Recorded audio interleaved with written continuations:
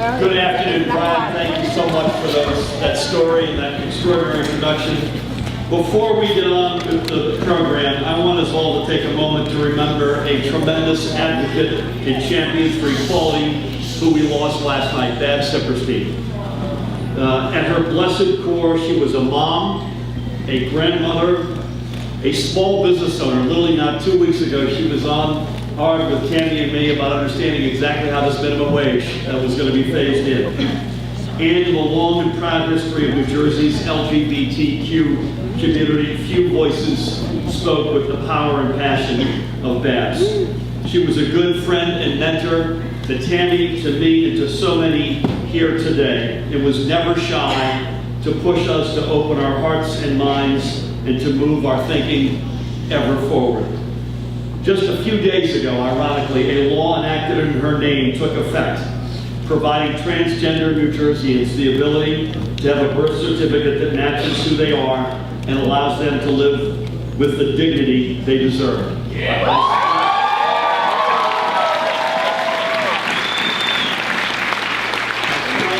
thank the legislature for sending it to me, and I signed it on July 3rd with Babs and her daughter Janet. That law was Babs' last great fight for equality, but in every major victory for LGBTQ rights in New Jersey over the past several decades, she was there as a leader in the truest sense of the word. Our state has lost a true champion for equality. But while today we mourn Babs' passing, we must also recognize what she would want us to do, and that is to keep fighting inequality and intolerance in all its forms and wherever it lurks. And as we continue that fight, we will also always feel her presence. God bless you, Babs.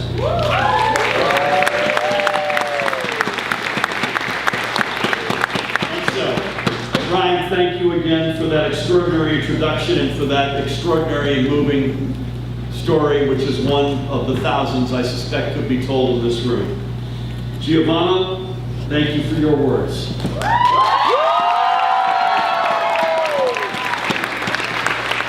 I'd only suggest you need a little bit more energy and passion when you speak. Thank you both for all you have done to get us to today. There were so many people to acknowledge today. I'll get to legislators who were sponsors of this in a minute, but this is a room full of extraordinary individuals. I don't recall a room like this in my life in New Jersey. So there's a whole passel of elected officials here. I want to thank Chris Bolwich and Elizabeth for hosting us.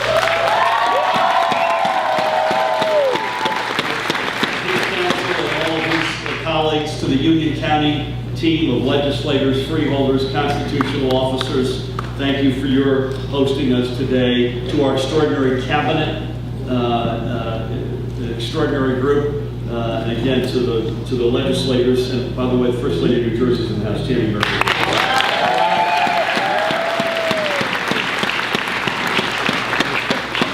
It's not just any legislators, it's a murderer's row. It's a lineup. It's led by Governor Cody down there. I see you down there. And it's a heck of a lineup. It is a great day to make some history for New Jersey's working families, and that's just what we're going to do.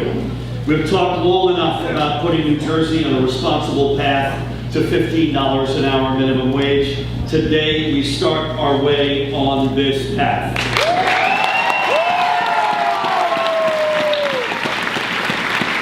Today, we make our economy both fairer and stronger.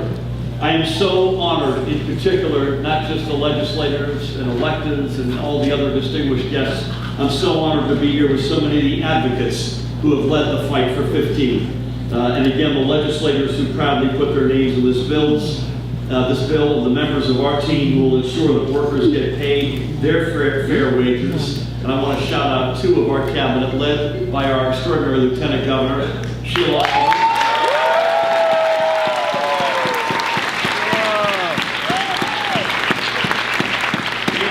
If you're going to raise the minimum wage, you got to thank the Commissioner of Labor, Rob Sarangelo.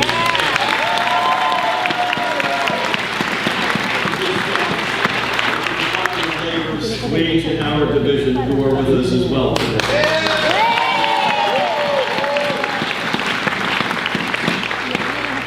And as honored as I am, I'm even who now will have their hard work rewarded by a fair and growing wage and the opportunity to join the middle class. Those who will be able to better provide for themselves and their families, and those who will now be full partners in our state's economic resurgence. Today, our minimum wage stands at $8.85 an hour.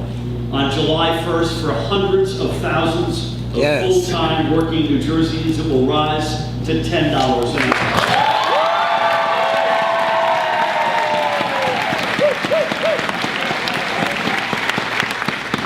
And on January 1st, it'll go to $11 an hour. That means over the last 6 months of this year alone, these families will see $1,200 more right in their pocket.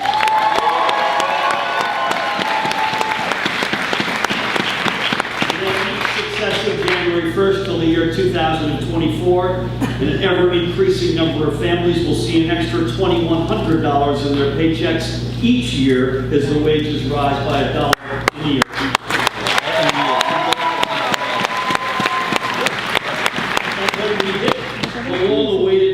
$15 an hour on January 1st, 2024, minimum wage workers will be making cumulatively nearly $13,000 per year more than they do now.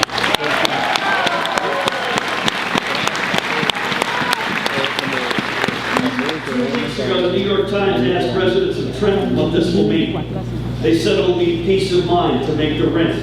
A business owner said it will mean more customers. One father said he would use his raise to take his son bowling and to the movies and to buy him a pizza. And he said, and I quote him, "It's good for my boy, it's about time." Amen. Trenton loves you, Governor Murphy. It is about time. It's about making New Jersey more affordable. This is a huge step forward for more than 1.2 million workers to be able to more capably provide for themselves and for their families. It is also good, by the way, for that bowling alley, for that movie theater, and for that pizzeria.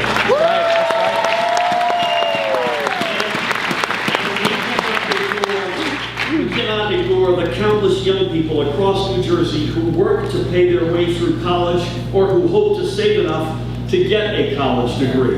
This will help them immeasurably and put a degree and a better life and a career closer within their reach.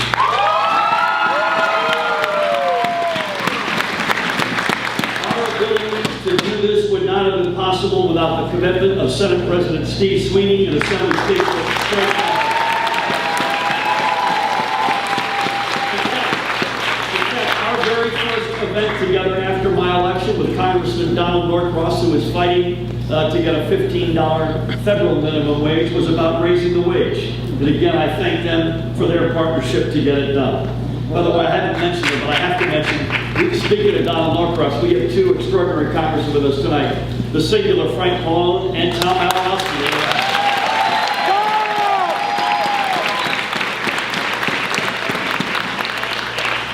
I know the Lieutenant Governor is going to be in Washington tomorrow night. Needless to say, we'll all be thinking of you down there. I want to also thank the other sponsors, Assemblywomen Cleopatra Tucker,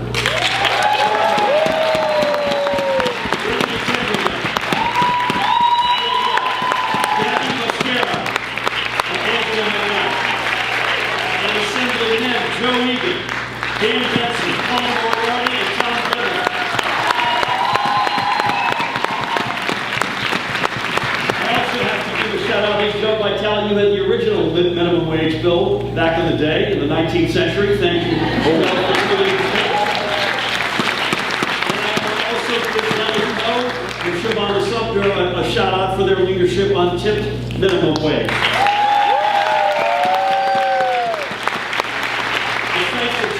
Advocates whose fire in this fight never died. The entire Raise the Wage Coalition, including New Jersey working families. Yeah.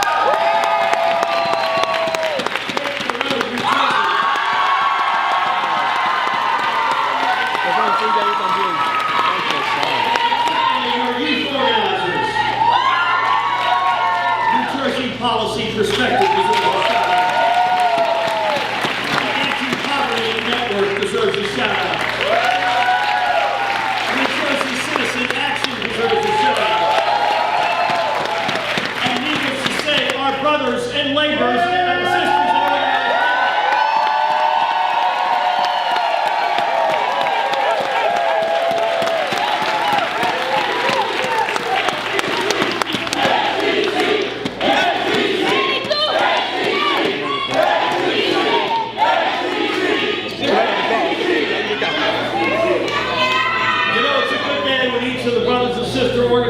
labor kind of outscream each other.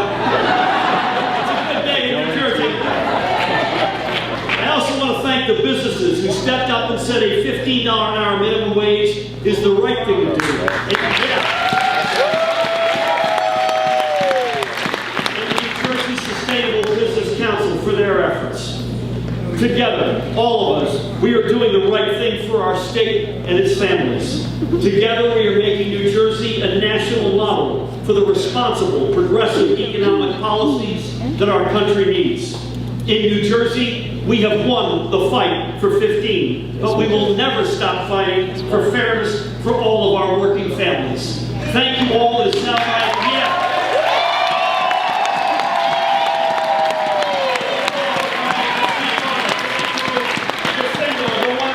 Lieutenant Governor Sheila Oliver.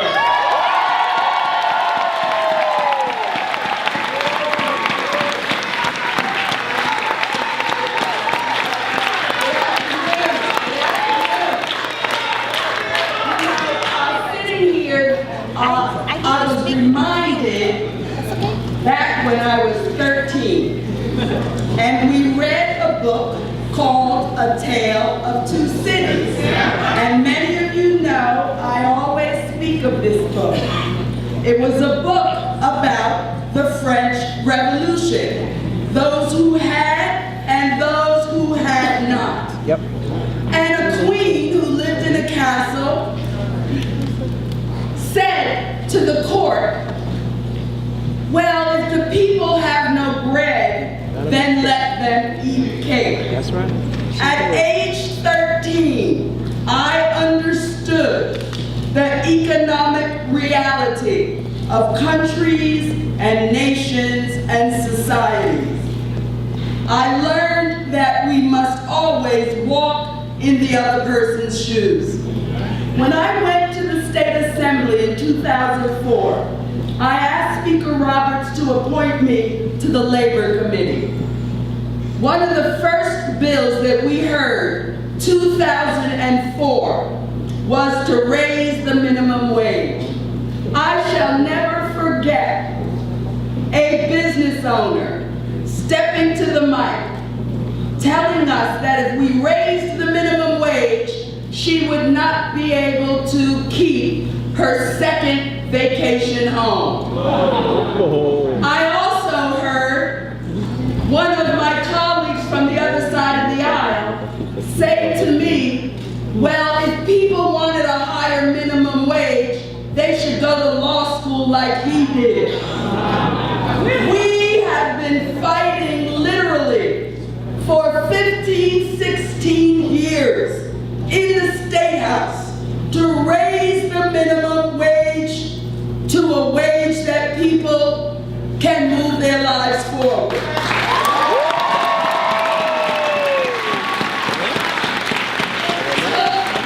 The election of a Democratic governor, Governor Phil Murphy,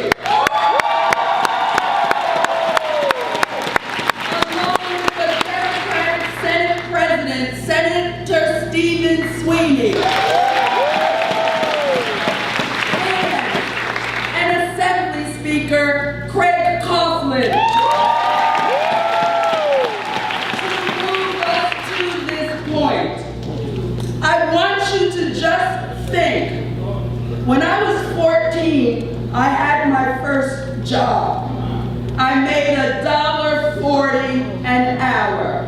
Wow. Fast forward to 2010, minimum wage was only $7.25. Do the math.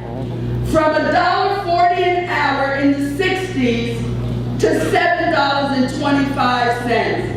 That is immoral. Absolutely immoral.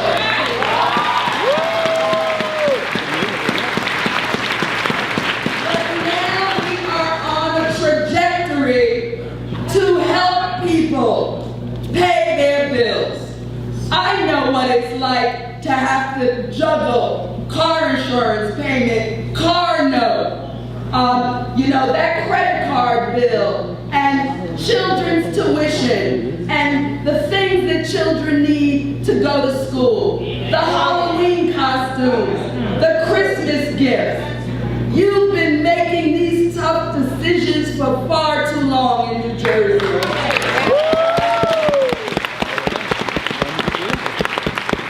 And hopefully, with the elevation of the minimum wage, families can begin to offer their children a better quality of life.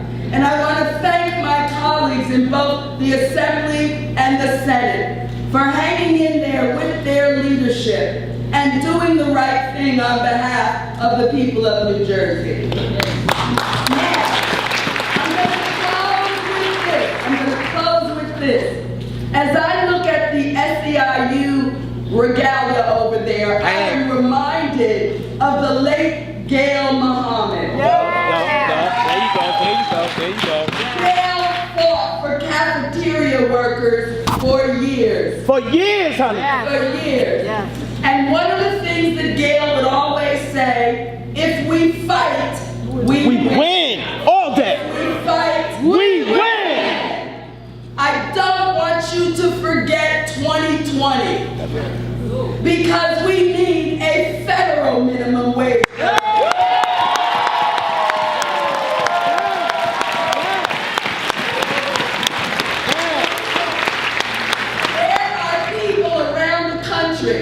Making $5.15 an hour, making subhuman types of wages.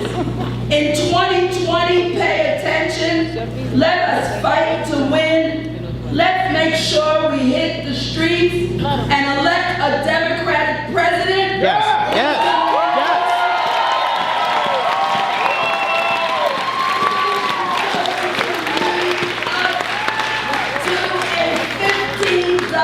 Minimum wage all across this country. That's right.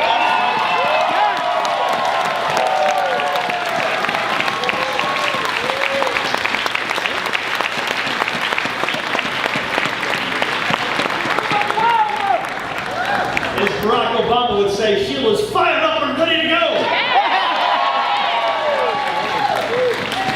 I'd be remiss if I didn't add to the list of advocates who have been blue in the face on minimum wage, Blue Wave New Jersey, Marcia, I see out there. There are a whole passel of counties represented here. I'm going to probably screw this up, but I know we've got Bergen counties in the house, Hudson counties in the house, Passaic counties in the house, Essex county. All right. Burlington counties in the house. And if we're missing the others in the house, please shout us out. All right. There they go. Middlesex. Union, I started with Union. I meant to say Union counties in the house. Big day for the word union, I might add.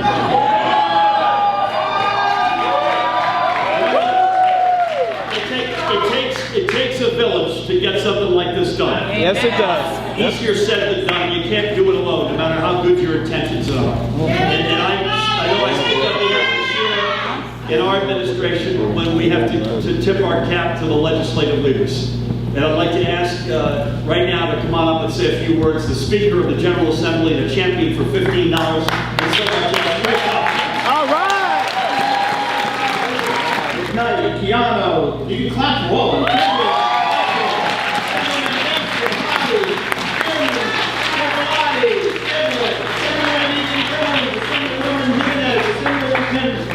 Assemblyman Mejia, and Assemblyman Mukherjee, thank you all for coming.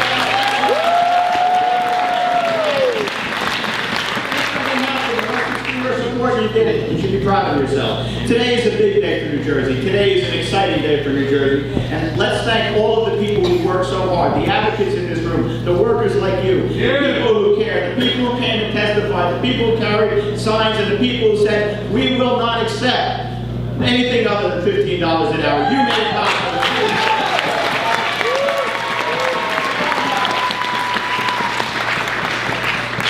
We all know that there can be no disagreement. That when the economy and the government work together, it's not just the people at the top who should prosper, it should be the people who do the work, the people who show up every day and do it. The fundamental reality is that $8.85 is not enough in this state. And the growth from $8.60 to $8.25, while good, is not enough. And so we changed that. It took months. It took proposals, it took plans, it took meetings with advocates and opponents, and it took meetings among legislative leadership. But together, we did it. And so today, we have a bill that is balanced, that is fair to everybody, that raises the minimum wage to $15 for most people, and yet recognizes the importance of small business people in the state of New Jersey. But it does more as well. It includes an increase for tip workers for the first time in 26 years.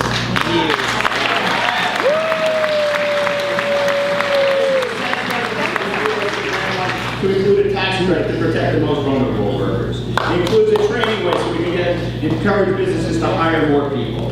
And it includes studies so that we make sure we're getting it right. It is a bill that is thorough and is thoughtful. It is reflective of what is good and right and best for New Jersey, and together we did it.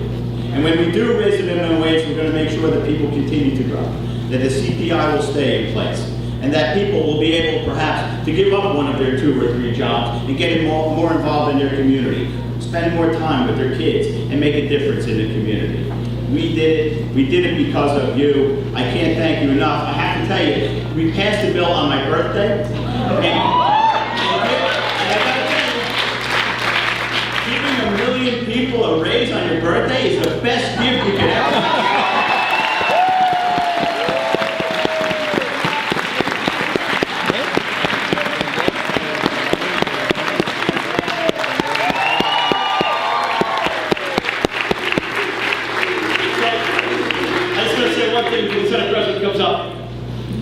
In addition to thanking him again and Craig for their leadership on this, and we got this done together. This is a team effort. Gloucester County is in the house. Ladies and gentlemen, the Senate President, Steve Queen.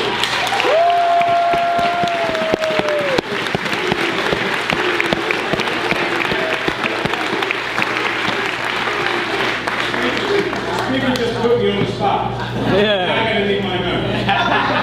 And I didn't have anybody write it down. I want to thank my co-prime sponsor, Joe Vitale. This has been a passion of his forever, as the governor spoke about.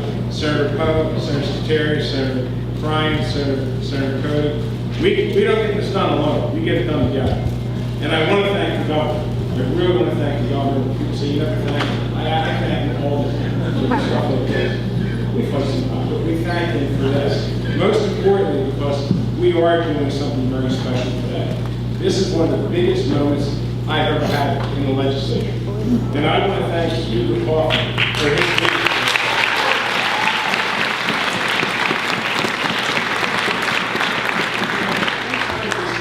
Two Irish guys, they're going to get along perfectly. Craig's been able to navigate some personalities at times. And again, Craig, for your leadership, we're here today. And we all wanted to get this done. We all wanted to get it done for the right reason. For me, I was the prime sponsor both times we raised minimum wage last time. And I was the chair, I told Lieutenant Governor, I was the chair of the Labor Committee one day when a Spanish-speaking gentleman came before the committee. And he had an interpreter. And he spoke, he spoke through an interpreter. And one of the senators happened to be a Republican, not surprising. He said, well, don't you think if you learned English, you could get a better life? And this guy gave the best line ever and embarrassed the hell out of the senator. He said, listen, I work 16, 18 hours a day, 6 days, and if I'm lucky, 7 days a week. You pay me more, I'll learn English, I'll make a better life.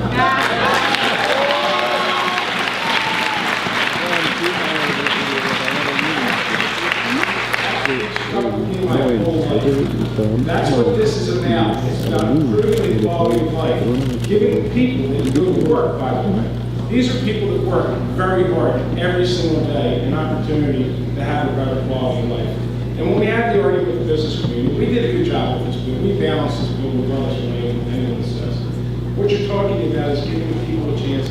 I said to somebody, oh, we messed up. I've never seen so many Maseratis and Porsches on the turnpike in my life. And someone called my office and started screaming at me that he has a Maserati and how dare I villainize him. I'm not villainizing anyone. My point is, the rich are getting richer and the workers are getting less. And that's how the rich get wealthier off the backs of us. What we've been able to do with this bill is to strike a balance. It's a fair bill, it's an honest bill, but the reality is, we're lifting people up. And when we lift people up, and remember this, people that go to work every single day, and they know something, they do some of the toughest jobs in the world, you know, and they don't complain, they're happy to have a job. So today, we start on a path, and what I'm really thrilled about is, I think for 2013, we put the CPI in the Constitution. So you're not going to have a fight every so many years to raise the minimum wage, because we did it right. And we did it.